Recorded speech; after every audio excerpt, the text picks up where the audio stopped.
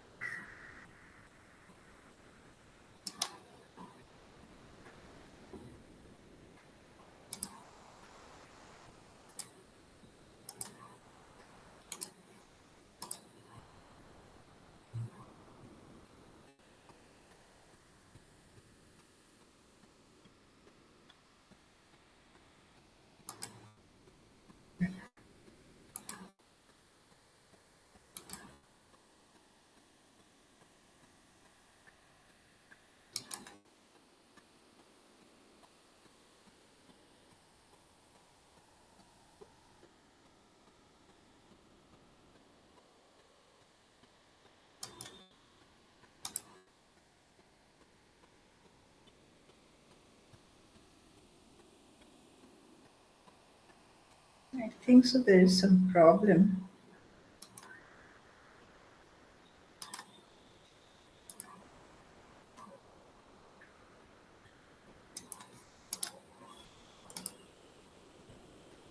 You first open the slide Yeah, slides are open.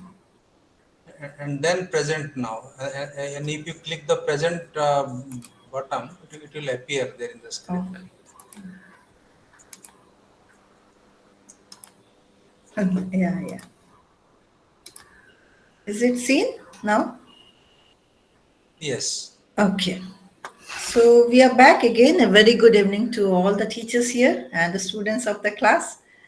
So this is what our topic is: self-development of teachers. As you can see, there are different topics which we have to go through. 2 days are over now. Next 2 days, including today. So in this, we have understood the understanding of the self and the leadership styles, the interpersonal processes, yeah, developing the personal, professional values and ethics. We have finished all these things. Now, the major part where a teacher needs to understand is how to manage the self. So, in understanding the self, you have come across which ego state you belong to, which leadership style you can take care, or what type of ethical, rules, regulations which you have to follow, whether it is your student or colleagues or parents or any stakeholders. Well, in this, I remind you all again. So, this is how we have finished the understanding the self in all those things. Managing the self, we will undergo for the first two topics today. So there are so many conflicts which takes place. Obviously, in every profession there is a conflict, and in order to overcome our stress or our conflict, what are we supposed to do? So in managing the self, the focus is first on the managing your own self and lead a meaningful professional life. So there have been so many stressful events in our lifetime, as well as in our professional and personal. Well, these two terms called as conflicts and stress are very common in both personal and professional life. Small, small things which you do not agree, which will lead to your conflict. And that conflict will lead to your stress. Now, therefore, managing both of them is very important to lead a healthy life. Or else we will be stressed out, we will be tensed, we will be irritated, frustrated, and all those type of things will be seen in our mind. For this, communication skills is also very important. How you communicate to others so that the conflict will not be arised. Which is of high priority in teaching profession as it is characterized by high level of human interactivity. Now, if we go for any type of experiments in science, we need not communicate. But if it is with any human beings, where a teacher teaches a whole lot of students in a class, obviously communication is very, very important. After that, decision making and problem solving skills will be discussed. Now, The two units which we are going to focus in this session is managing conflict. Now, I will tell you what type of conflicts may arise among the teachers or between the students and the teachers, and how you're going to understand the basic concept of the conflict, and where does the conflict arise? What are the sources of conflict? What are the types of conflict? Everything you will come to know so that it becomes easy for you to deal with the conflicts. Well, in this, it will also help you to understand how conflicts can affect relationship and hence performance of any individual. And at last, it will be giving some techniques how you can adapt to manage your conflicts effectively. This is the first part which we will be going for. Again, the conflicts, if they are not at all solved, it may give rise to stress. So, if the first part is not able to be fulfilled effectively, then obviously the second part will arise. So, even though the second part arises, how you're going to deal with the stress, different management of stress, how you will cope up with stress, and what type of stresses you have in your day to day life, you will come to know.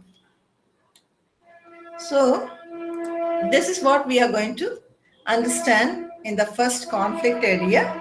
So, in the objective area, you will know what are you going to gain from this session. Now, before going to the concept of conflict, let me give you some example. There are three situations which you can see over here: student-student conflict situation, student-teacher conflict situation, as well as teacher-teacher conflict situations.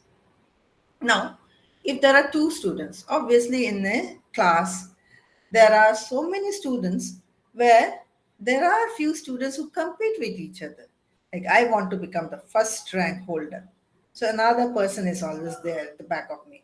So, like that, two people, two students we have taken from seventh grade in a residential school and have been competing with each other. They both are competing each other, whether it is on studies or life, it has been seen they compete with each other. However, the first student called Tanvi, she has formed a group with few of her classmates to point out shortcomings of Parul and make fun of her in front of others, including their classmates, students of other classes, teachers, dormitory, dining hall, anywhere she makes fun. So in a way, if she makes fun, then the other person will be going down with stress. So there comes the competitive spirit. So this is not good at all. But somehow we see, even in the classroom also, if you see that there are some students who are really scoring well, because of the jealousy or some other reason, there will be another person to just provoke. So there we have to be very careful how to deal with this. In situation 2, student teacher conflict situation, it has been arised. Like here, Rakshit is a student of grade 9 and is considered as a non-serious student. He's not at all serious in the class, neither he pays attention in the class. So we see a newly joined teacher called Samal Kumar. He teaches chemistry. And he also thought that, okay, Rakshit is not paying attention in the class. So he was an enthusiastic teacher since he joined recently, and he felt that let me just talk to him and find out what is the reason of why he is not attending in the class. So now, what Rakshit says is that he doesn't feel that he doesn't bother whether I'm attending or not. Now, Rakshit was behaving in such a manner where Samal Kumar thought that let me just find out why is he behaving such way. So, on inquiring, he found out that Rakshit believed that his mathematics teacher, who is teaching him from grade 8 onwards, does not like him at all. This is a belief that he has, and has told all other teachers that Rakshit does not attend classes seriously, and so everyone is believing as such. So there comes a conflict between the teacher and the student, where the student feels that this is what is going on with him. And from that time, he also felt, I will not pay attention in the class. So, this is how a wrong belief or rumor may be. So, why the conflict was still there, he did not say anyone or he did not find out what whom to say. Well, there are teacher conflict situation also we see. Like Sunita, an enthusiastic teacher, joined a residential school with high expectation from herself. She wanted to grow. She wanted to learn many things. Well, so initially, what she did, she used to take all the responsibilities of all the work, overload work, whatever was there, of others in her head, in her shoulders. Now, she used to put on 10 to 12 hours of hard work every day because newly joined, she wanted to earn a good name, obviously. But slowly, gradually, what she found in the staff room, a teacher was just giving a taunt, saying that just slow down. Why do you have to work so much? So Sunita often ends up doing all work whenever she has to work in a team, as other members of the team do not do or delay the work. So there comes the conflict that a person is doing and another person is just critically speaking to her that this is what is being done by you. Come on. If a person reads so much, oh, you're reading so much, this is what the response or the reaction of another person will come. So this is a small conflict situation which can be taken care, and this is what I have pointed out for your information. Now, here, if I start with an introduction, everyone, every profession, every individual, every person has conflicts.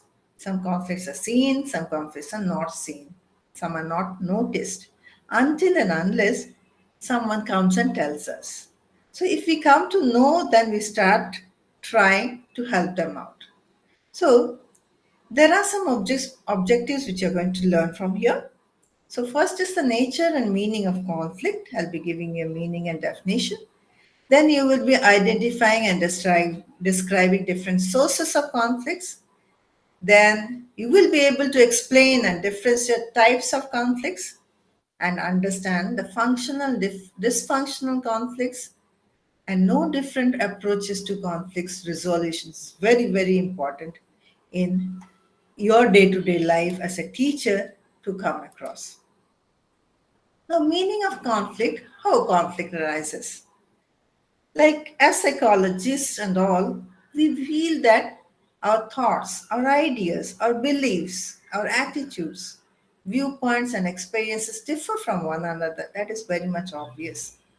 So here it refers to any situation in which people involved have compatible goals, thoughts, or emotions, and because of which individuals lead to resistance or opposition. That is what conflict is.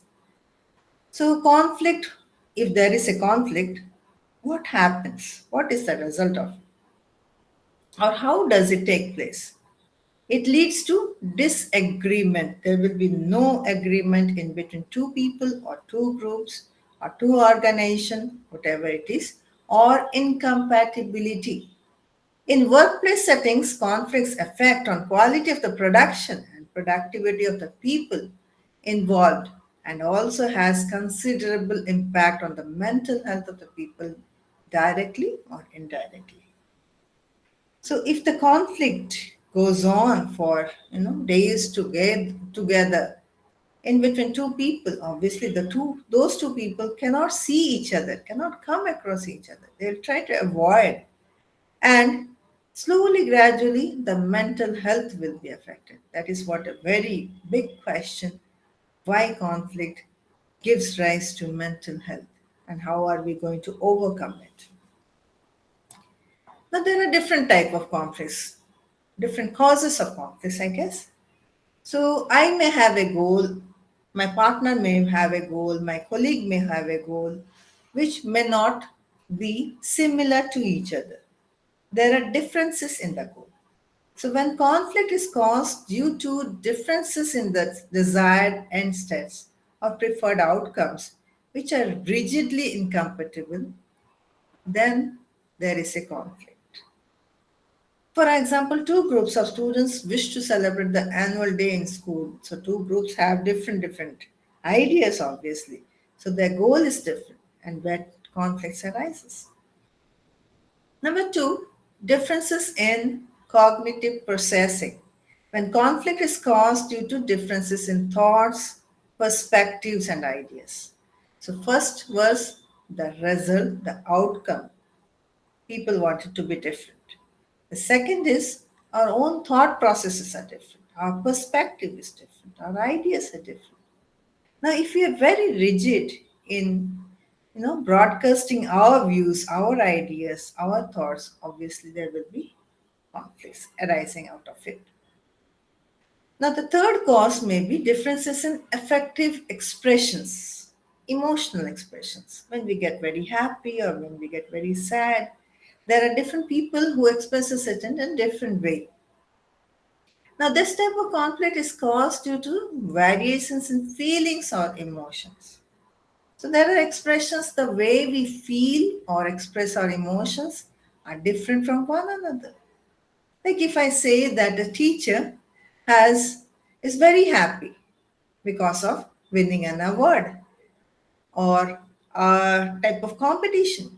Like she wanted to celebrate and she calls all other friends of hers. But there is a person or there are few people who feel that what is there to celebrate over here? She's just a big show off that everyone can do. So now the happiness cannot be seen in everyone. So the feelings or emotions will be expressed in different people in different ways. So there comes conflicts where people can arise. Well, sometimes we feel that how come we go for measuring our conflicts, how much we are able to overcome our conflicts. Did you ever thought of? So the next slide I will be giving you uh, an assessment where you can do it later also, or if you have your paper and pen, you can see your own self, how you as an individual act differently or during the situation of conflicts. Now, just to explain you, there are few statements. You will be finding many assessment like this so that you can understand where do you fall. Now, here there are three rating scales. Like for the first statement, I see conflict as an opportunity. Have you ever thought conflict as an opportunity? If you feel no, never, just tick in. Number one, never, you can write. Or if you feel sometimes yes, then number one, sometimes you can write. And if you feel always it is so, then you can go for that. Now, the statements are one by one. Now, the three rating scales has to be, you know, taken by you according to the statements. So be true to your own self. Now, number two is I address conflict openly without avoiding or ignoring. I feel that conflict should be addressed openly. So, if I feel that always, I will do number two, always. Now, I speak directly to the key person in a conflict. Rather than complaining to a third party, I just speak to the other person who is raising the conflict. Number four, I listen patiently to the other side in a conflict. I don't interrupt. If anyone is scolding me or if anyone is arguing with me, or critically pass comments, I listen to them. I don't argue with them. Neither I interrupt. So, next is I separate the issue of the conflict from the feelings. Conflict is different, feelings are different. If I take the conflict in a deeper meaning, then it turns to be my feeling, where I am affected later on also. Yeah. So it is just to know how or where you stand. So the same way, sixth is I express my views without making personal attacks on other person. I control my emotions during a conflict. I remain non-defensive even when someone attacks me. I am flexible in negotiating when it's appropriate. And finally, I hold firmly to my position when that's appropriate. If I say it's fine and it is really correct, I will not move out from that. So it is up to you, whatever rating scales you have given. Suppose you have given never for one or and whatever the number is, just give point 1 point for never and 2 points for sometimes and all 3 points for always. So when you finish up all this, you can just give a total score of it. Then we will see where do you stand. Now, I wish it was offline. I'd have seen everyone. But anyhow, we will see in our future.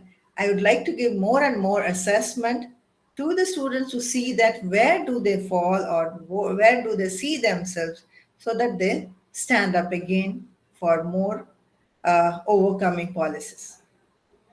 Now, this is the scoring pattern. Suppose you have scored in between 25 to 30 points, you manage your conflicts well, and this session, this workshops and all, you have to, read this unit for reinforcement and maximize the benefits from conflicts. Now, if it is in between 15 to 24 points, you have scope for improvement. You need to improve somewhat. If it is 14 or less than 14, you have major challenges in learning to manage conflicts and get benefit from it. So this is how we score, and this is how we put ourselves on the line or the borderline to see where do we lie. It becomes easy that which type of overcoming issues we can see next. Now, there are so many sources of conflicts. If I talk about sources of conflicts, there are two. One is personal, another one is organizational. In personal, there are so many conflicts. Even at home, in family, we see that personality differences are there, perception and expectations are there, which is different, which may not go on what I feel or what I perceive or what I expect. Our values may not match each other. We may not be motivated or get interest to do something together, or we may have different work styles or lifestyles and different experience as well as the culture.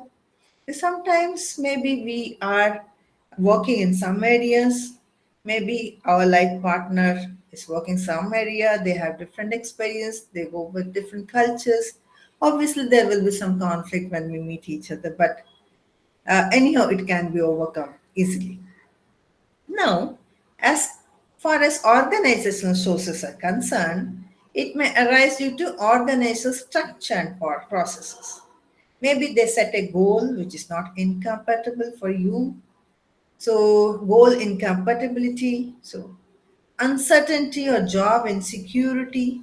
You are already in the probation and it is a probation extension due to something, or resource scarcity where people have to compete for their share of resources, or the reward system you're not happy, and the interdependence. So there are different type of organizational expectations or conflicts which arises which do not match our expectation though. So these are different sources of conflicts. Like, why do people get into conflicts? Why do people get into conflicts? Like sometimes we feel personality differences are there. Obviously, in working stage, very few people have the thoughts matching to each other. No two people are same as we see. So some people may be easily adapting according to the situations and people, whereas others may have difficulty in getting along with others. So usually what we see is if we go to a new place or new workplace, sometimes our personality may not match with the other personality, or the culture where we are now may not match with the culture over there in the new place.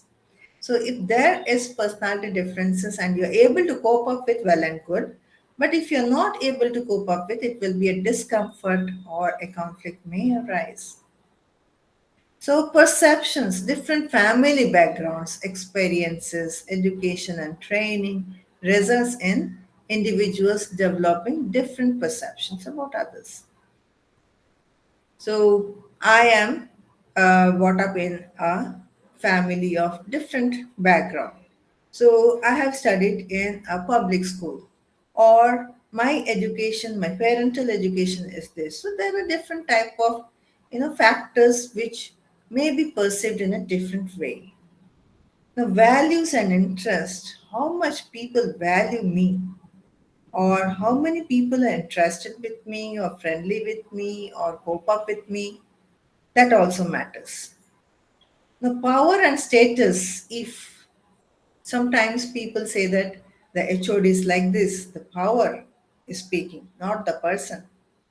So there will be people who will gossip at the back of them.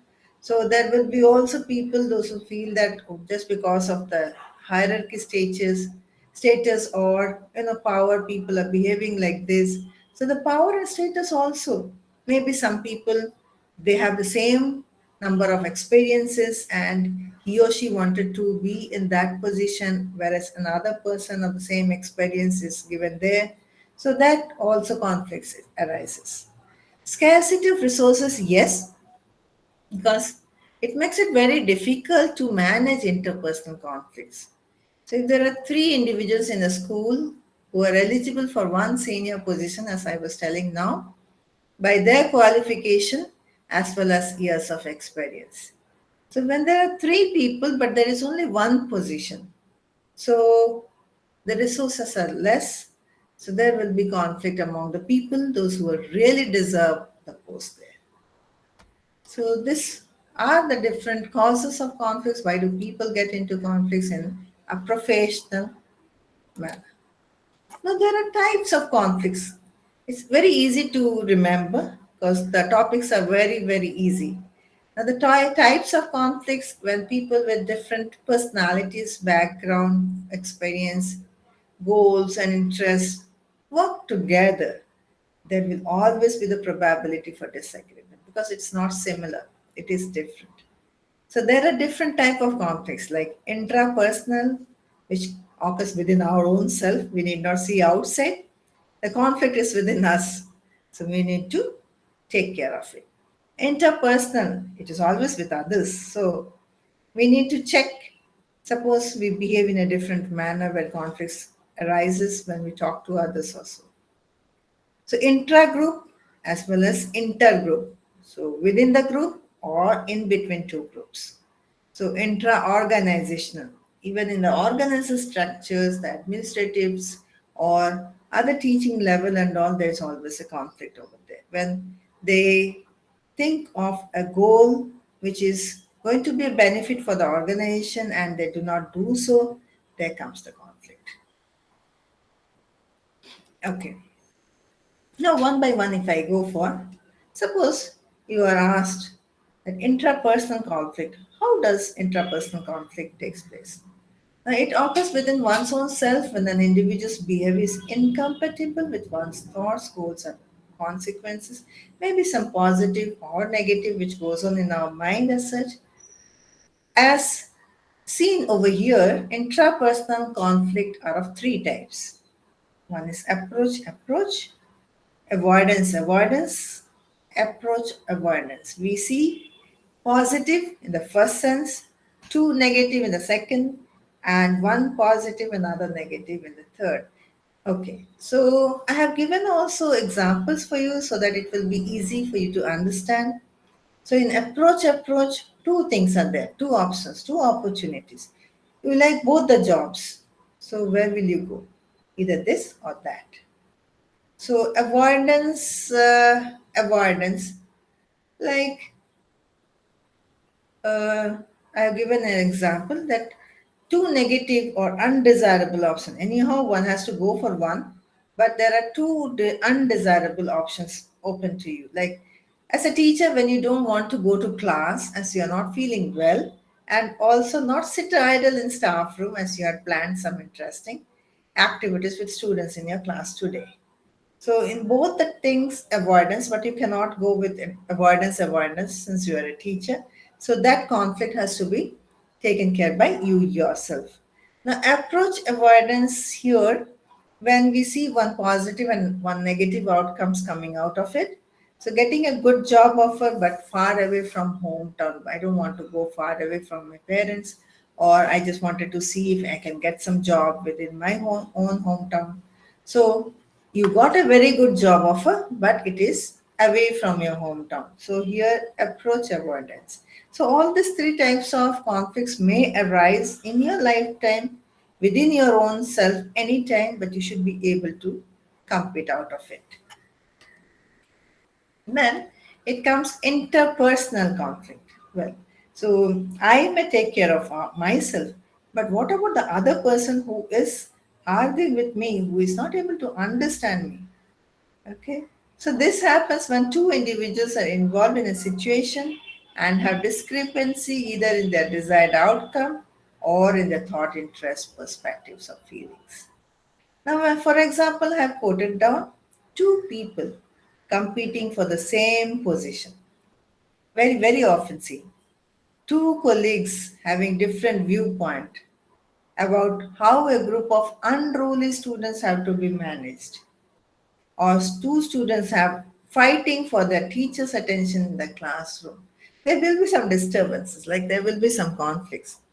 Or interpersonal conflict takes in different ways. Like some people are very much student friendly. The students also like the person, and the students, those type of teachers may also feel that what I say is right because I go with the students. But another person may not be so much student friendly, but the other person may also come up with another viewpoint. So obviously there will be two types of conflicts going on because they will not listen to the other. Now, there are two groups. One group, in one single group, all people come together. Obviously, when they have all common goals or motives or interests, they form a group. But sometimes there are uh, instances or incidents where within the group there are some type of conflicts which goes on, which is called intra-group conflict. Now, this intra-group, which takes place within the group, is very complex, and it is of two types. One is substantive conflict, another one is effective conflict. Substantive conflict goes with the content of the area. I have more content, I'm speaking intelligently, I speak with proper reason, so my word has to be taken for granted. So this goes with an intelligent or disagreement basis, and effective goes with the emotional basis. There are classes with people on emotional ways, intra-group itself. No.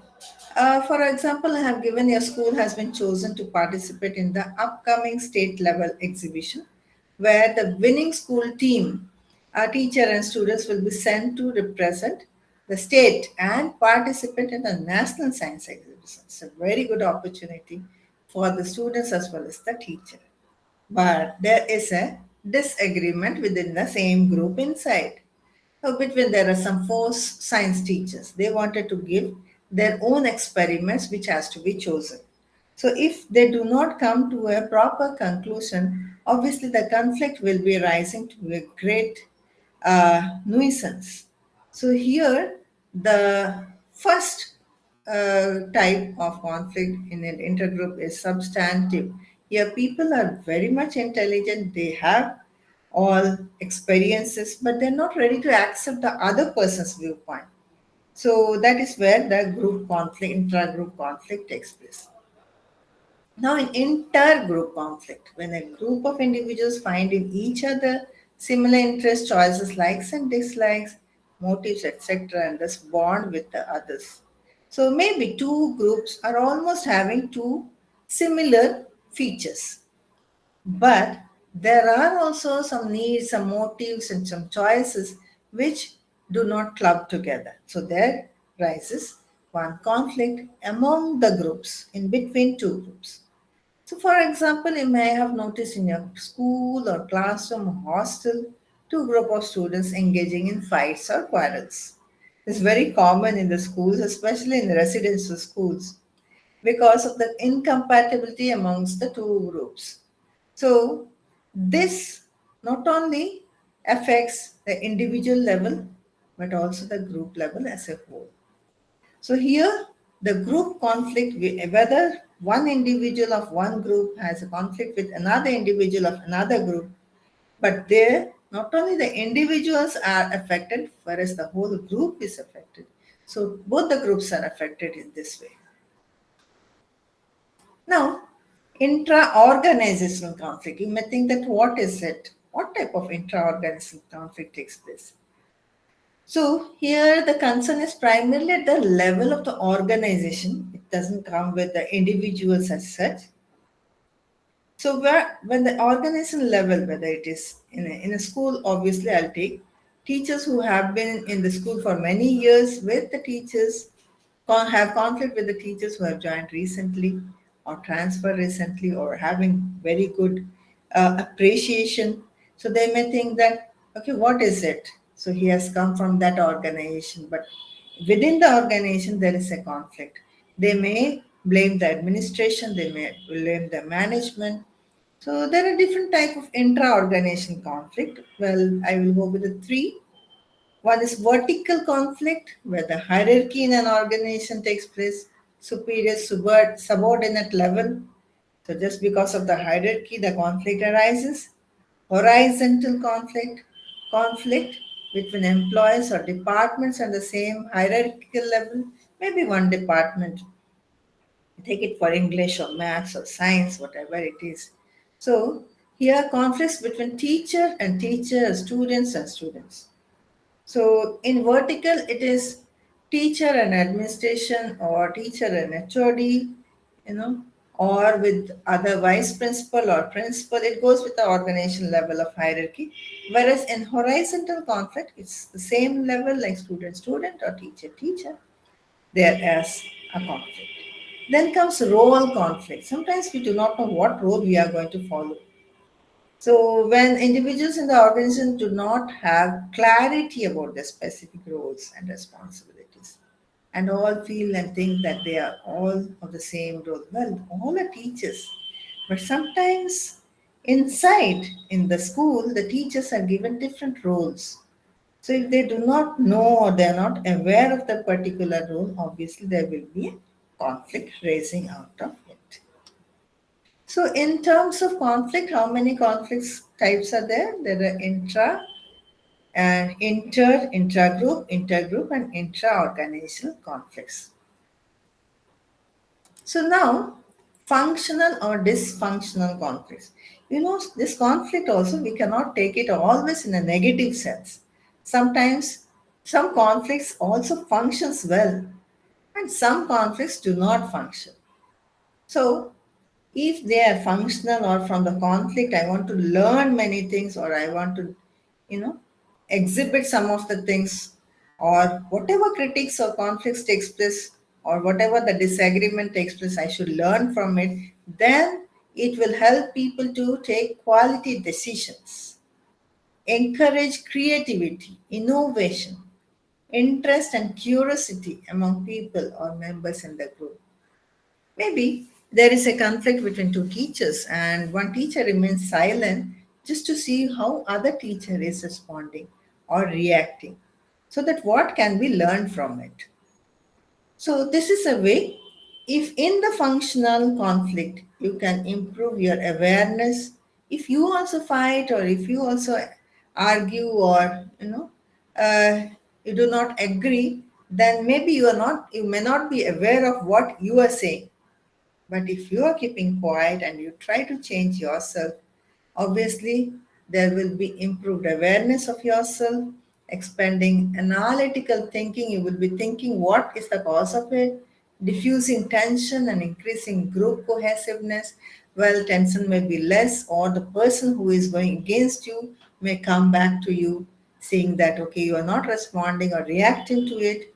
Sometimes it is nice to be silent rather than raising the conflict in a different way, promoting healthy competition. So there is no fighting, or we do not hit other, or we do not go with any verbal accusation with anyone else. So bringing attitudinal and organizational change, obviously there will be great change in the organization where people go with functional way of conflict. Whereas if there are some negative climate in the institution or dysfunctional conflict, it may lead to poor communication and poor performance among people or group members, which in turn results in lack of goal achievement. So there will be no goals because always there will be conflict in between you and others.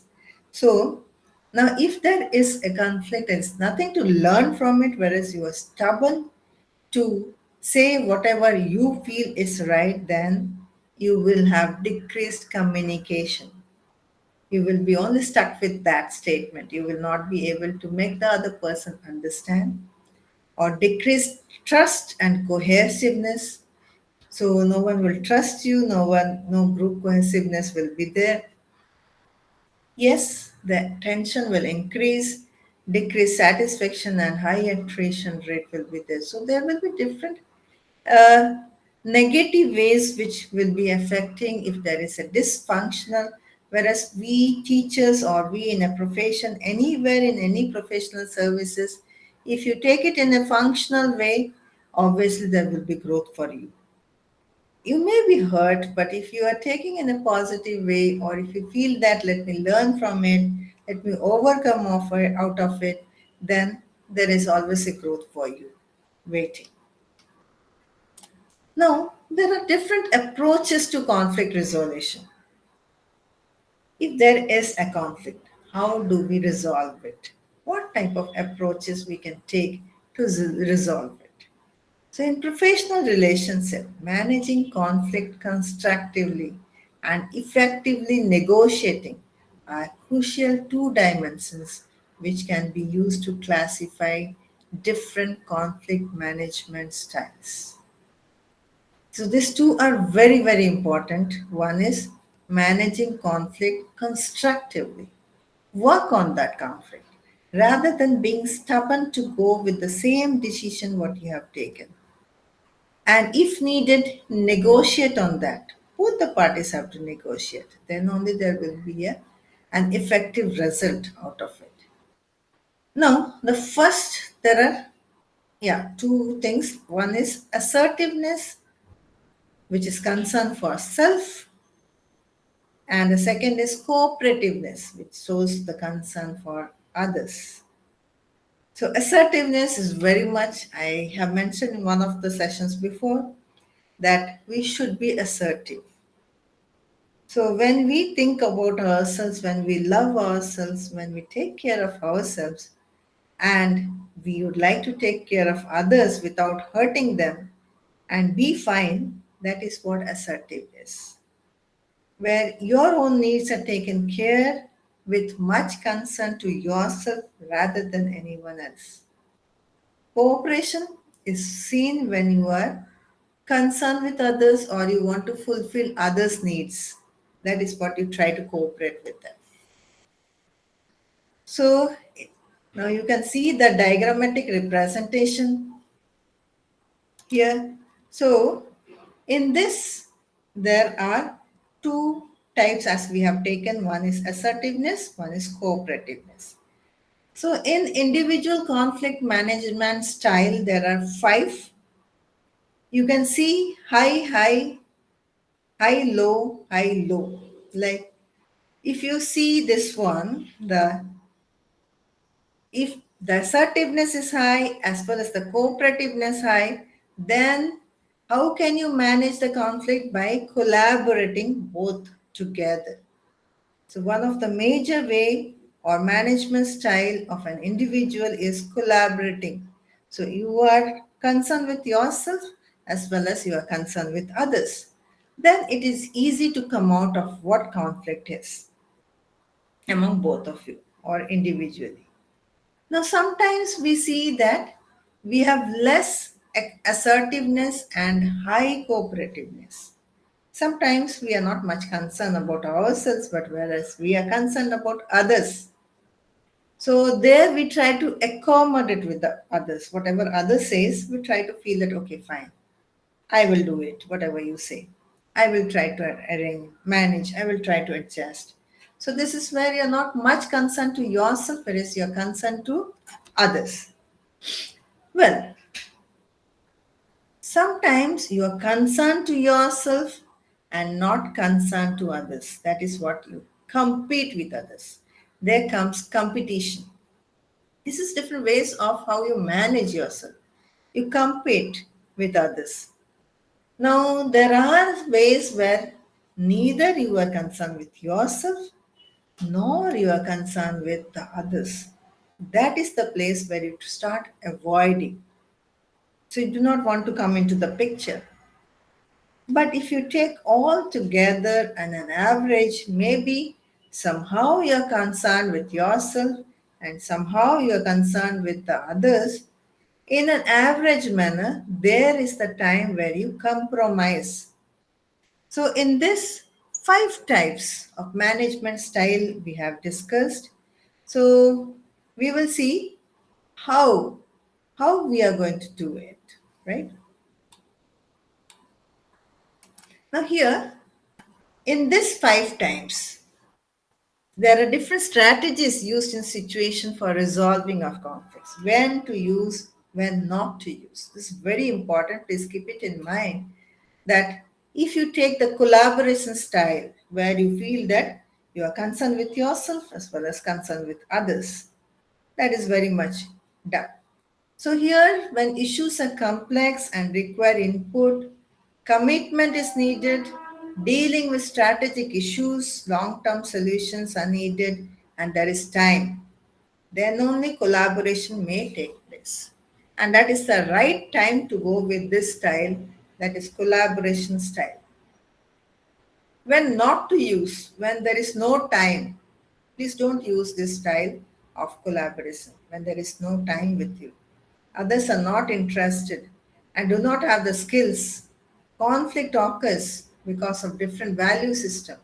You cannot go with collaboration time.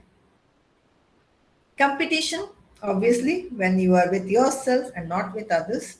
So when there's no time, you have to finish up. So issues are very trivial. All such solutions are unpopular. So you feel that there is no expertise in your group or among us. So there you have to go with competitions. And you feel that you have to do this without any problem, without any other issues. Like when not to use competition, when issues are conflicts and require input, it is just opposite to the collaboration if you can check. And information from others, working with powerful others, long term solutions and commitment are needed. So, competition cannot wait for long term. Competition is always short term, and you have to compete and come out of it. Accommodation, where a person tries to accommodate with others, as I have shown in the previous slide, like I am not concerned with myself, whereas I'm concerned with others. Suppose a student in a hostel or in a dormitory has an accommodation, but he or she is not concerned with other self, whereas others. So he will adjust or she will adjust. Try to accommodate with others. I will be giving some examples of the teachers also after this. So when others are unethical or wrong, you're certain you are correct, there is no chance of future give and take. Please don't go for accommodation. If you try to accommodate there, then you will be in a problem, right? Now, avoidance, as you have seen, when issues are trivial, conflict is too high and parties need to cool off, when you cannot do anything, and neither you are for self or for others, people try to avoid and they feel when a long term solution is needed, you are responsible for resolving the conflict, there people avoid. So that is the place where not to use for long term. So, compromise. Sometimes it is okay to compromise, but not always. So, when goals are clearly incompatible, parties have equal power, a quick solution is needed. That is the time where compromise is needed. But when there is an imbalance in power, the problem is complex. Long term solutions are needed. Conflict is rooted in different value systems, not to use compromise. So, coming back to the management, conflict management style, we have five, and these five are collaboration, uh, competition, accommodation, avoidance, compromise, and these all five are taken with the two quality system, that is assertiveness and cooperativeness. Right? So yeah. So if I keep giving examples, it will be easy for you all to understand. So in collaboration, it's a situation where you and your few other colleagues are in conflict as to how to deal with a troublemaking group of students. So nowadays we find many group of students giving trouble to us when they fall into the trouble also. So here adopting a collaborative style, will it be okay or not? So here you would try to understand why your colleagues are holding the perspective and also explain to them your own perspective. In this, suppose you are there and even some of your colleagues are also there, they're giving a other viewpoints which is different from yours. So, in this collaborative, what you are thinking is you are worried about yourself and as well as concern about others. So, you will be trying to explaining the perspective of yours and giving respect to your colleagues also. So, the common ground of wanting the welfare of not only the group of students but of all students in school you are concerned, and which needs to be reaffirmed since through this common ground the goal will be made compatible. Also, need to be set a clear resolving of the conflict between you and your colleagues. So here, sometimes we are not rigid. Sometimes we try to explain our own perspective to our own colleagues. So in that sense, if it is really going well, then yes, collaboration is the right choice. Competition, as I said, just me only, it's not you. So it is concerned with self, not with others. So sometimes it might be useful in taking decisions spontaneously when we may not have time in case of emergency. That is where competency is.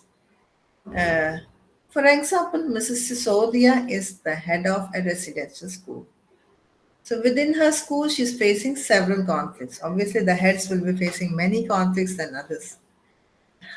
So first, Mr. Pawan and Kavita, both science teachers, could not agree on where to hold the annual science exhibition activity. So one says one place, another says another. So there is the entry of Mrs. Sisodia. She stepped in and decided that they should organize it in the playground.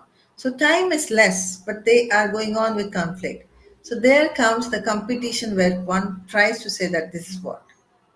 So in this, he has taken a quick decision to stop a small conflict from accelerating it. So this is an appropriate style, we can say. Then accommodation. As I said, adjustment. You try to accommodate with the other person who is creating conflict with you, so that you do not want to raise any question, neither wanted to get involved in it. So in a staff meeting, the songs for the Republic Day celebrations are being discussed. So Mr. Rahul, a dance teacher, is adamant that choice A is the best choice. Miss Geeta, Miss Music teacher, thinks that choice B is slightly better. Obviously, they will be having different choices as such. But decides to let Mr. Rahul choose the songs to avoid arguing about two choices that she thinks are both fine. So she tries to accommodate here. There will be some teachers who try to accommodate with the conflict raising. But one of the most important skills to be able to effectively resolve conflicts is to express what one feels at the right time to the right person in the right way. Why? Because in this we can see a weakness. Suppose I always accept the other person. So I may be frustrated in my own way. There will be a way, or there will be a time or place where the other person only decides and I am just keeping quiet. So it is rightly pointed out to express your views rather than always accommodating with the situations or feelings or views as such. Now, avoidance is okay, fine. When people avoid, they feel that the conflict can be overcome, but not always. Here, when two groups of students in the hostel dormitory are fighting, and one group approaches you to support them, you don't want to show any kind of bias for a particular group and therefore keep quiet and aloof. Instruct the two groups to resolve their conflict on their own and move away from the dormitory.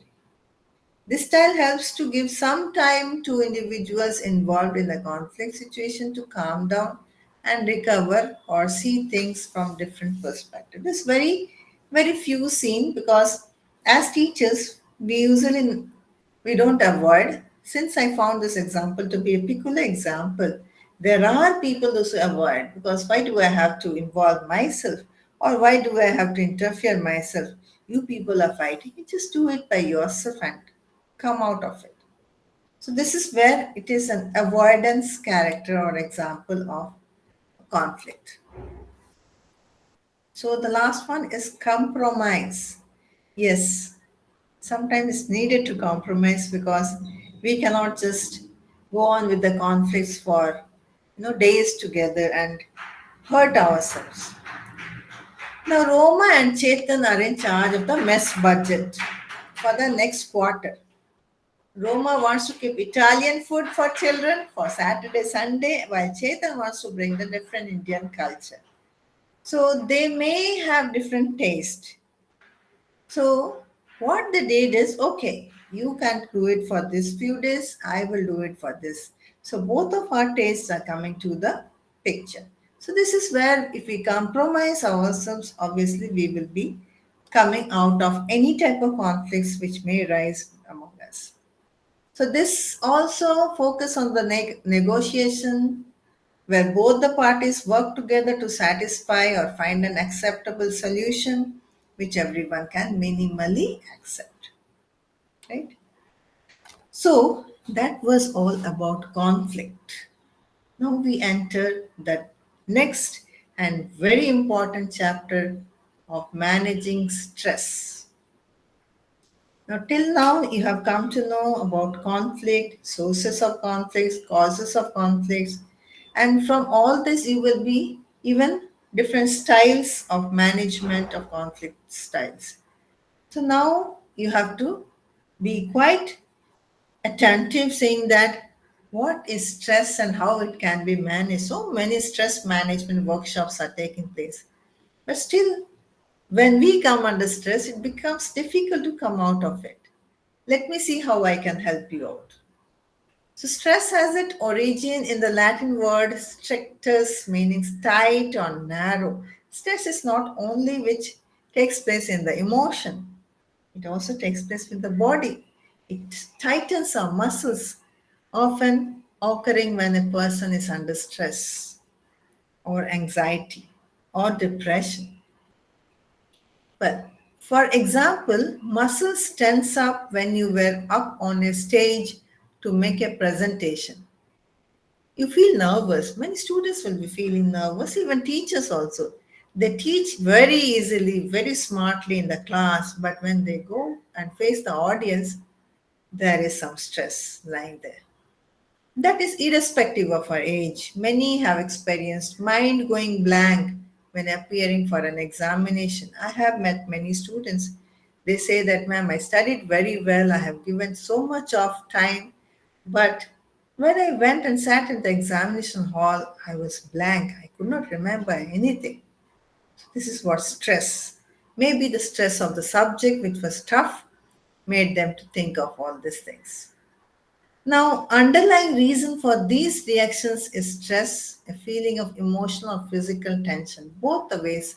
It's not only emotional, that's what I say. Even sometimes stress may create neck pain, body pain, feeling fatigue, and frustration. You may be irritated, you may not be able to be lively as such because of all stress.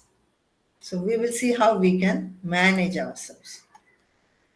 Like stress, we don't welcome always as negative. There is something called positive also. There are two types of stress. One is eustress and another one is distress. Now, eustress enables us to achieve our goals and overcome challenges by helping us to push our limits. So, suppose I am in a classroom where I have to teach many students, and ask a lot of there are some people those who ask me a lot of questions. So if I feel that I have to learn more and I have to answer these people, I have to see that I am really comfortable with any type of questions, and I spend time, like, together to learn something. So that may be a stress which is enabling you to learn something, to build up something within you. That is always positive stress. Maybe students are going for exams. So there is a stress how to prepare. Those who do not prepare usually, they will be having more stress than others. So now, if they sit and study with the stress, that is a positive stress, they're not taking it in a negative way, because they're studying the stress they're utilizing in a positive way so that they can write well in the examination. Now, as we have seen, sometimes stress is very important, it is needed. Like in our psychological condition, what we see, that there should be always a motion to create an emotion. So there's something like example in the same way, like building up of some amount of steam is necessary for the cooking to be done. However, building up of a lot of pressure without the vent would be dangerous and lead to a burst. So in a similar way, while some amount of stress called eustress is beneficial for our body and helps us to perform well, an amount of stress that cannot be handled by a person continuously over a period of time will cause distress. Well, there are so many physiological systems taking place. When there is an eustress, the hormone also changes. There will be different type of bodily symptoms seen, and when there is a distress, the symptoms will be different. So it is we who is going to take our stress as eustress or distress. Now, what are the type of responses? Stress as a response. So there are some models I will be helping you out where you can undergo yourself, your talent. So first model is called GAS, GAS, General Adaptation Syndrome. So this General Adaptation Syndrome was first introduced by Saley in the year 1956. So he says, or he proposed, that stress response can result in positive or negative outcomes, both, based on the cognitive interpretation of the stressors. Stressors means the cause, the factor. So, how you are taking the stressor as? So, you have to study for the exam. That is a stressor. So, how are you taking it? Positively or negatively? If you think, I cannot do it, it's very short of time, I may fail in this. So, that is our type of stress. And sometimes you may feel that even though there is a sort of time, I feel I should take it as a challenge and see it. That is another stress. So, it is how we think, the cognitive interpretation of the stresses is giving you the stress as a response. The response is upon the cognitive level, the thinking level, which we can say. So, as you can see in the picture, in this figure, so low, first is alarm section, alarm reaction, then phase 2 is resistance, phase 3 is exhaustion. When you feel the stress or some discomfort in you, that is the alarm reaction. So you have to take care in the first sense itself, that is alarm reaction. So then sometimes you may think that, okay, I will resist, I will try different ways, let me see how I can do it or not. And when you try, the resistance level goes up. But still, if you're unable to cope up with, it comes down again, giving rise to exhaustion. So I'll give you one example. In general adaptation syndrome model, how a person will undergo. Now, Priya, a student of 6th class who has joined a residential school, might feel overwhelmed initially, which is the stage of alarm reaction. Sometimes overwhelmed, cannot adjust, have difficulty speaking to people, going for the class, raising questions, anything. Now, in this stage, Priya might decide on staying or leaving the hostel. This may be an alarm reaction where sometimes people give up in the alarm reaction itself. But uh, that is what it is called, fight or flight. Let me fight, let me see what happens, or else I will leave. But some people feel that no, no, I cannot do it, we will leave. So, in this second phase of resistance, she will try to work out ways to deal with the stresses of coping strategies such as managing her time, looking at the positives in the situation, looking at the long term consequences of a decision, seeking help from other students and teachers. So, this all Priya can do if Priya does in order to resist and see whether I can do it or not. So, if Priya manages to cope up with the situation and feels that the stressor are no longer present, there would be homeostasis, which says that it can be a balance. Okay, I accept. Or return to the original state, as in the alarm reaction, as she has felt, she may go back to that position again. However, if the academic pressures keep on increasing or she falls ill and is not able to cope up even with support, then she will reach the last stage, which is called exhaustion. That is what?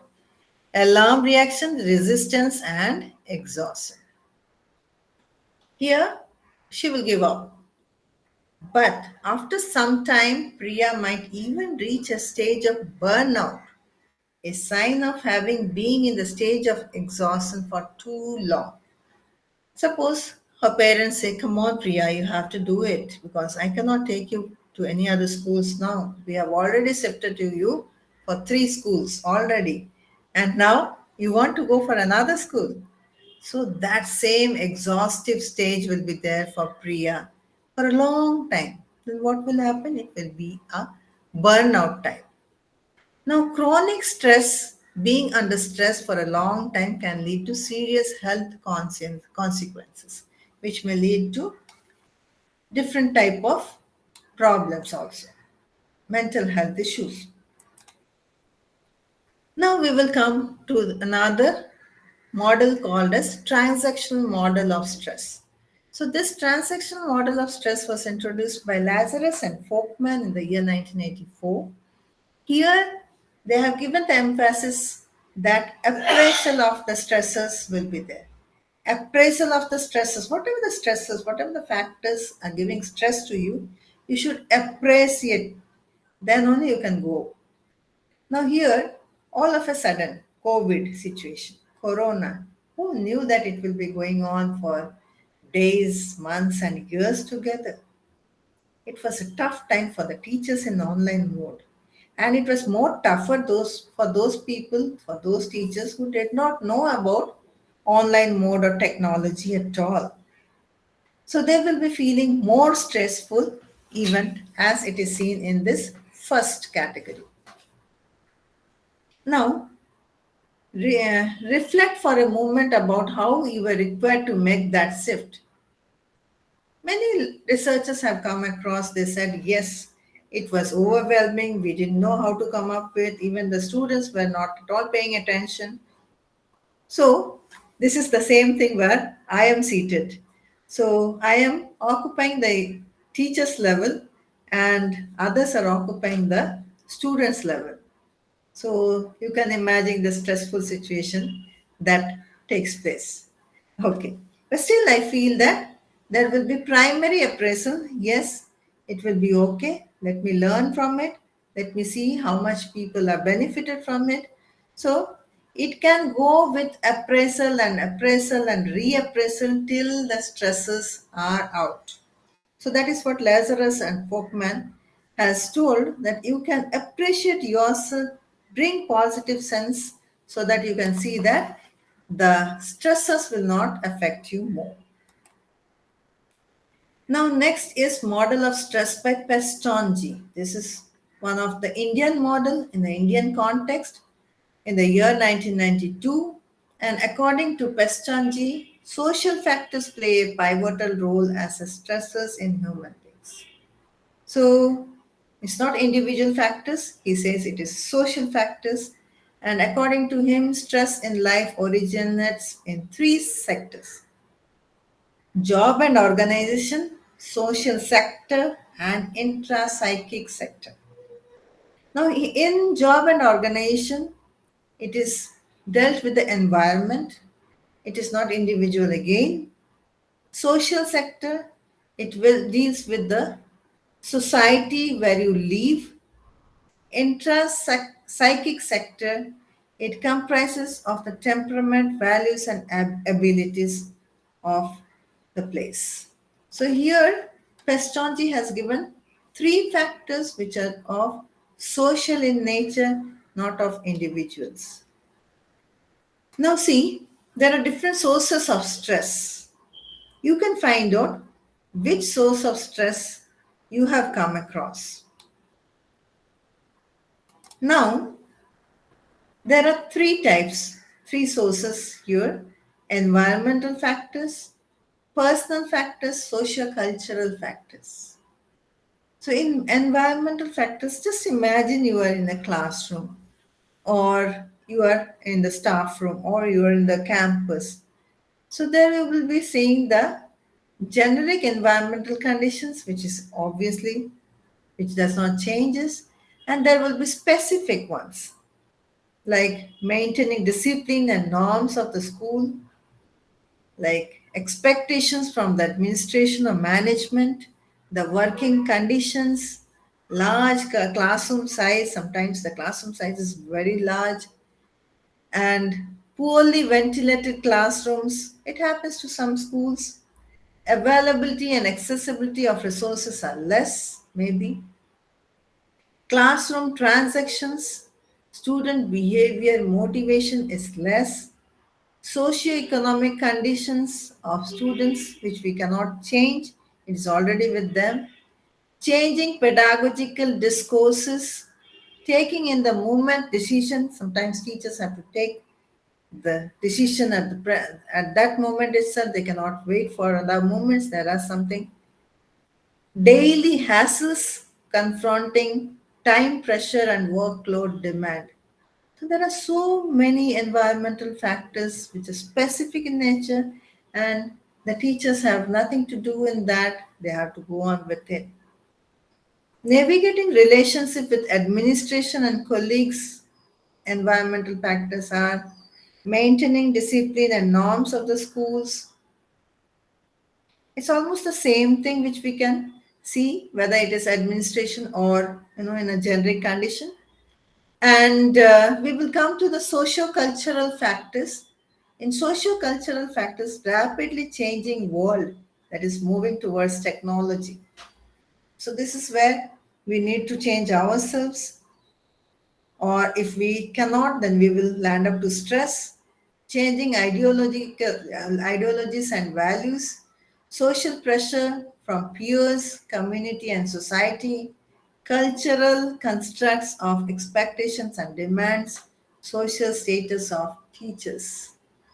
So there are different socio-cultural factors which will be affecting or which are the sources of stress for teachers. Sometimes it happens like personal factors like our physical health.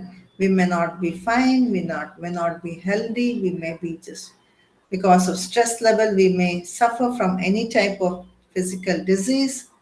Psychological factors also affects a teacher thinking that self-esteem is low for them, they lack self-efficacy, the self-standard is not there, assessment of resources and temperamental beliefs are absent. Managing personal lives or life events, personal life it becomes difficult because maybe the time of the school or the wards, the children that teachers have or the students that they come across in the bus or anywhere where they have to struggle to come out on time.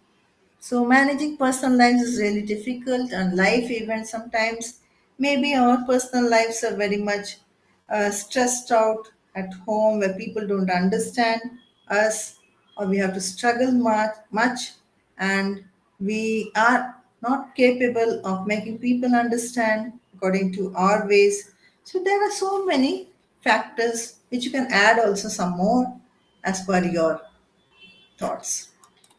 Now, this we have taken it very seriously, adolescence and stress, because in adolescence and stress, sometimes when the students are going to the adult stage, so there are physiological changes, and people become so rigid, they become stubborn, so they start expecting from their own self, they have expectation from parents also because they grow up, they land up with more responsibilities. So, family expectations, peers, teachers, and society, and the media nowadays is playing a major role for the adolescent, and the stress level also increases. The gender, caste, class, everything is put into the picture for adolescent stress level.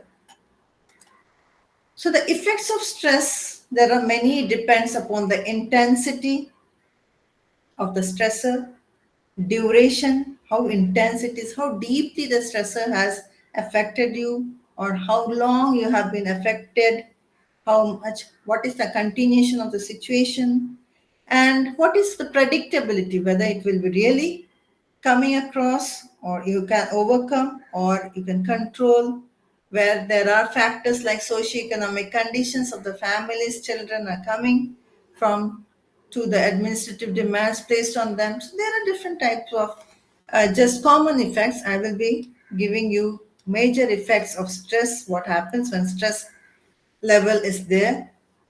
So when you see it affects, the effects of stress is seen in physiological way, affective or emotional way, cognitive or thoughtful way, or interpersonal and other manifestations. Now, when anyone we are under stress, we lack our appetite. So here we will be eating less, we may not be able to sleep well, there will be changes in our weight, either more or less. So we feel restless, we feel fatigue, and even there are other anxiety symptoms seen. We will be feeling breathlessness or chest congestion or high BP or dependence on alcohol or other smoking category. Even in schools, we have seen children coming up with all these things. So, besides physiological, we can see it in physiological, even affective emotions, sometimes which we cannot see in the emotional category. We can see the irritability, mood swings among us as well as even with the students.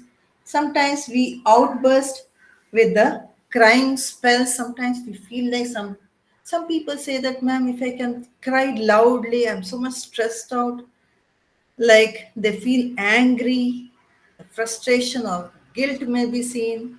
Sometimes they feel anxious or worried. because they don't have a solution of it, depressive, helplessness, worthlessness, low self esteem, which is very much common with the students among us, and withdrawal symptoms and mistrust. So, as far as thinking is concerned, we may lack concentration. You may see among the students those who are stressed out, maybe because of the domestic violence taking place in some of the families where students are with the parents, but the parents are very much busy in their own lifestyle. So the students will be thinking more of those poor memory, low attention span, poor time management. They will not be able to manage their own time. You will see some students without coming to class, without doing their homework. That also will be their disorganization, poor decision making, mental overload. They feel that I'm overloaded with so many things. I don't know what to think. They may go blank, and there will be no creativity as such in that. So interpersonal and other manifestations is very, very dangerous, which is seen with the students in the school, college, universities, and all. So you will be seeing people with less communication. They will not have friends. They will be mostly alone. No games, no sports for them. They will be sitting alone, and they don't take care of own self. They neither they comb themselves well, neither they dress up well. Even with the teachers also we can see the same, but with the students we have seen the destructive nature. They self harm. Even I have seen with many cases they self harm themselves. They take the razor or the sharpener or the stapler and they just put it in the skin, mostly in the hand or so, and they see the blood oozing coming out. So they don't care about all those things because the stress level is so high. They wanted this alternative thing outcome out of it. They harm themselves. They have suicidal ideation. They go for suicidal attempts, which we have seen students with overdose of medicines. They are in the family, they cannot handle the family stress or whatever stress is. They just go and take the medicines and gulp out all the medicines together. So this may happen. These are all effects of stress. The burnout, as I have seen, if they are found in the exhaustion stage for a long time, that is what we say burnout. So it is a state constantly feeling tired. That's not that once the person is happy and comes back again. No. It is a constant feeling of tired. They feel like giving up and have become detached, whether it is physical, emotional, or psychological exhaustion. It's very commonly understood as burnout. So, in burnout is viewed as a result of unsuccessful attempts to deal with life demands. If a student you have seen that he or she has been failing and failing and failing without any success, and the parents come with so many complaints in the parental teachers meeting, you can see that the student will be undergoing burnout, and this is not a good sign of the burnout situation. Teachers are likely to exhibit symptoms of burnout also if they perceive a considerable imbalance between the demands of the job and resources they have for coping with them. So imbalance also make teachers, go with burnout situation. Burnout is characterized by exhaustion, depersonalization, and a low sense of accomplishment in one's work. So, emotional exhaustion involves a depletion of one's emotional resources. There's no resource as such. Like this can occur quite frequently with teachers. Like since they deal with students and their socio-emotional needs, especially when students are in residential setup, wherein they are dependent on the teachers as caregivers. So sometimes the teachers, their hands are folded, they cannot go more than the emotional consent, whatever is asked. So, depersonalization refers to distancing oneself from others and might develop negative feelings, being cynical, feelings of alienation from students, co-workers, and others. You can see among your teachers as well as students also, where people keep quiet, they don't interfere, neither they get involved in all those things.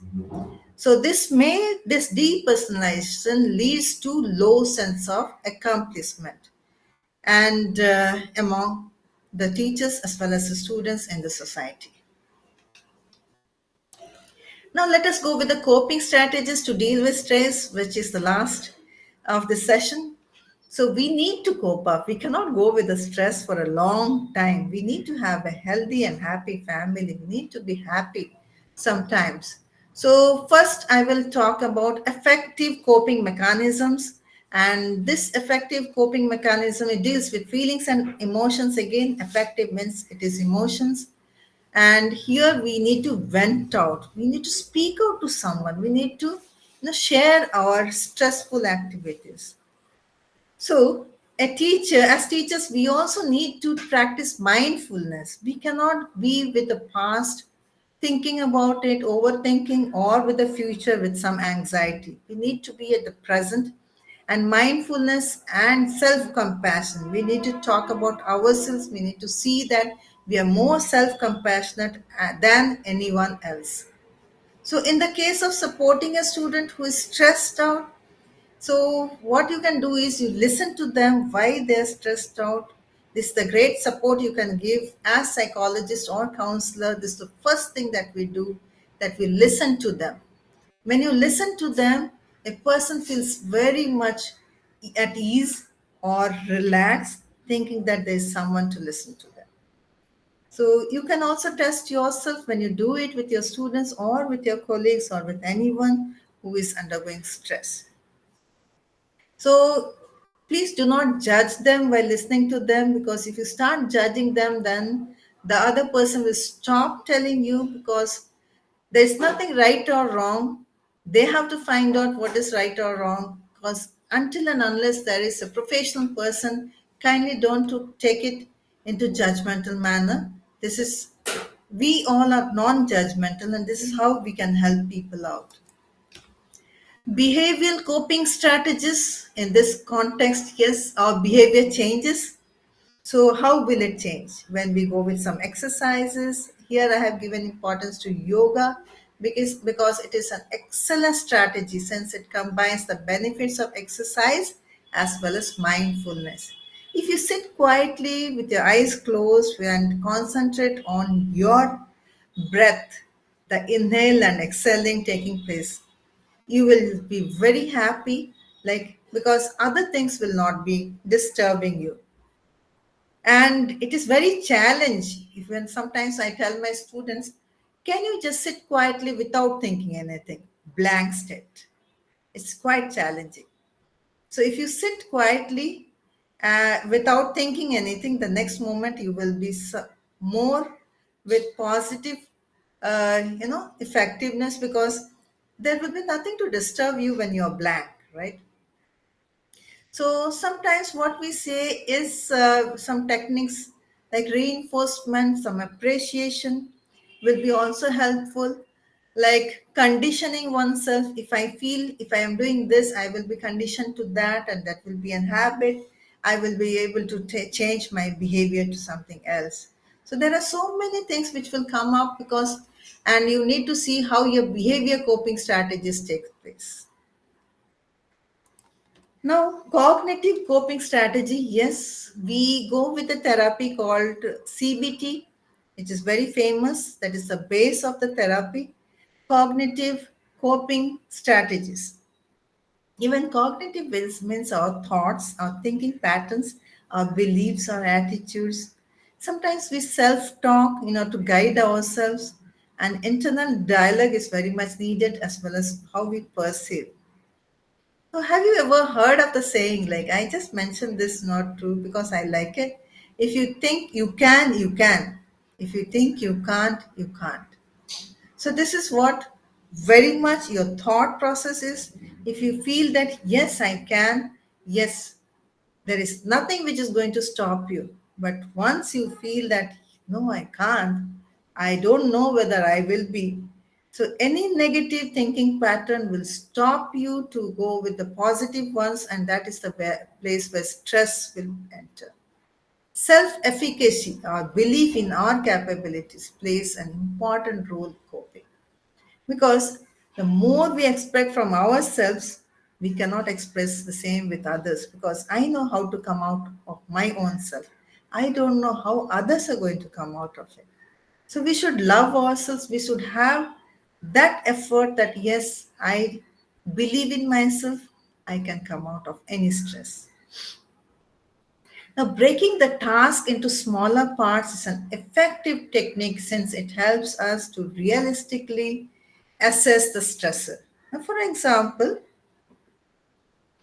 a student might feel overwhelmed by the thought of studying for the sociology exam. But when she breaks it down and figures out that it is doable if she revises 2 chapters in a day, the task becomes achievable, thus relieving her stress. So you can tell your students also the same way that it's not that you study all lot in a stretch, but small chapters, small topics. If you can go for it, study, that will be really good. That is what another coping strategy of cognition is. And the another one, practice gratitude. So, whenever I ask people to write journals, maybe there are people, those who have many negative thoughts in their own self. So, I ask them to sort it out and write it down. It should not be in your mind. If you feel that you do not have anyone trustworthy, write it down in a paper, tear it into pieces, and throw it into the dustbin. But it should come out of it. So, the thought process should not, affect you. And every day start writing one gratitude. One gratitude is very much needed. One thankful message, and you will see the positives that often are ignored in a stressful situation. In 24 hours of time, don't we find a positive message in our lifetime? We do. So we need to give that importance. The gratitude plays an important role over here. Like I will give you a very simple exercise, sorry, incident, which you will know that how our thought processes are affecting us. Now, what I will say, I usually tell in all my guest lectures to my students, like if there is a tap where I could see drop by drop of water falling down, and I feel like keeping a glass just below the tap, and I don't remove the glass at all, what will happen? The glass will be full once. But if I remove the glass and spill out the water, I will be having space for the water to be accumulated in the glass again. So, in the same way, if I take the glass as our mind and the drops of water as our thoughts, so what will happen? If we don't, if we start keeping our thoughts without sharing with anyone or without spilling it out like the water, we cannot take more thoughts inside. It will be overflowing. So it will be overthinking. So when you have the thoughts overthinking, how can you take new thoughts inside? So that is what I would suggest, that spill out your thoughts, like spilling out of water. You can talk to people, you can write it down, write it in a journal, you can speak it out to someone as if it is of others' thoughts and all. Just throw it out. Then only you will not go blank, or there will be no overthinking. So that is very important in our lifetime. Yes, systemic coping strategies. Sometimes we need to go with our systems. Like our life is involved with people around, as I was saying in the first session, first class. There is a family for us, there are relatives, there are friends. So we have to involve interactions and relationships with systems such as family, school, relatives, friends, and so on and all. So there are so many, clubs and all. So there are book clubs, there are creating clubs, there are so many clubs where we can enter. There are dance clubs, music clubs, which are all open for all of us. So if we go for sparing some of your time, then obviously we will be out of this stress. Resilience is a crucial ability that can be developed to help cope up with stress. Resilience means bouncing back. There have been so many families who have seen death in their families. Maybe their parents, maybe their siblings, maybe their own children, whatever it is, those who are very much loved ones. But can we remain with the same stress for lifetime? We have to be resilient. We have to see society by ourselves. We have to take life as it is. So those people are called best resilient examples. Those who have come out of all those things of stress and are back to their own place. It is confirmed that everyone has to go one or the other day. But if we are resilient and if we do our work well and if we are able to bounce back, obviously we can bounce back from our stress. When you throw a ball down, it comes up. So we have to also come up from any type of obstacle, any type of problems, or any type of stress which we come across. So there is always a conflict, and each conflict will be giving rise to stress. But there is always techniques to manifest it, to come out of it, to overcome it, to manage it. So, this is what we have understood: the management of conflict, the management of stress.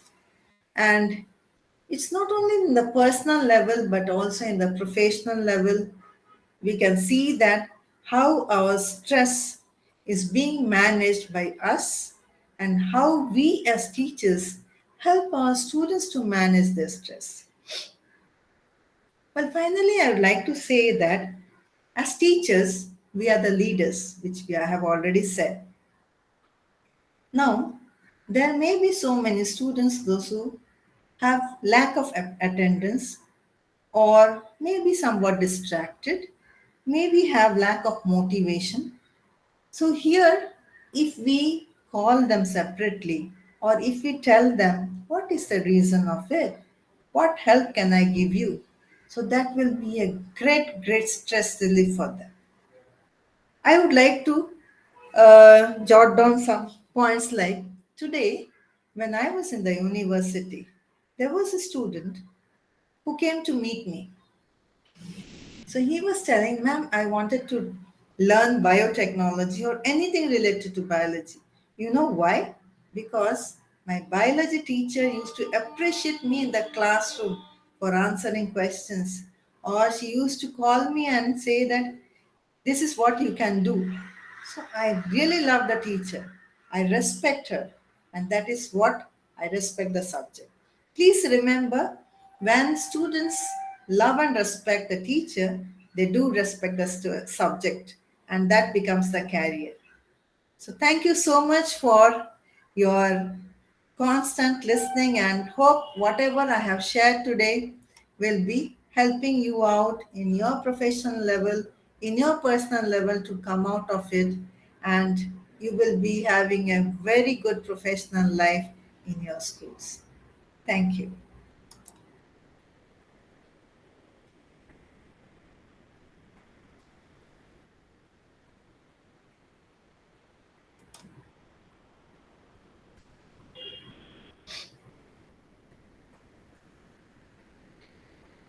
Sir,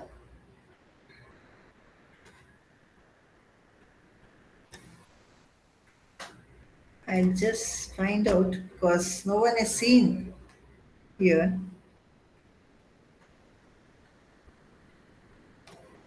Hopefully, it was helpful to you all. And kindly excuse me, only few are there.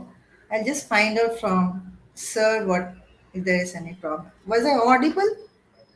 Because After all this, I feel that, yes, Basudev, sir.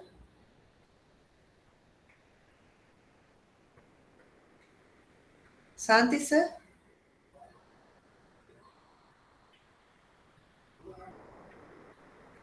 Okay. Yes, ma'am. Yes, Okay. ma'am. Because I was just thinking all this time I was talking, I don't know whether was I audible or not. Thank you so much, Yeah. sir. Yes, ma'am. Yes, ma'am. Thank you, ma'am. Because Dr. Tripathi is not to be seen, the one who has organized. I'll just ask him to stop the recording then. Okay, ma'am. Okay, ma'am. Thank you so much, sir. Thank you. Thank you, ma'am. Thank you. Thank you both.